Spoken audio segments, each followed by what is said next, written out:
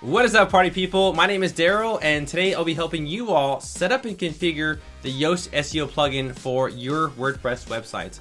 Now, today in this tutorial, I'm going to be covering a lot of topics to help you fully understand how you can optimize your website with this plugin.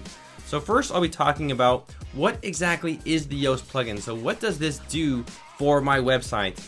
After that, I'll be showing you how you can get your website verified by Google and also Bing as well. After that, I'll be showing you how you can submit your sitemap to Google so Google can properly index it correctly to help it rank better. After that, I'm going to show you how you can set the optimal settings for your website. And lastly, I'll be showing you how you can create optimal posts to make sure that your site ranks the best against your competitors. Now, I talked about what exactly is the Yoast plugin. So why do you need this plugin? What does it do for me, Daryl? Well, let's go ahead and jump into that right now. So here you can see that we have this little title right here. So I typed in the best workouts for men, and you see this title right here.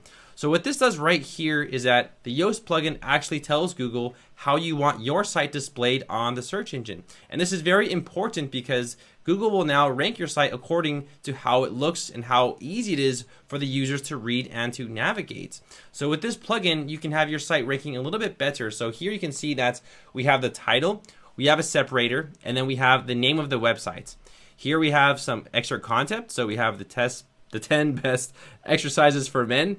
And then here you can kind of see that there's a lot of content right here. So you can actually have your site displayed like this on the search engine as well. So that sounds pretty simple, right? Well, let's go ahead and set it up on your website.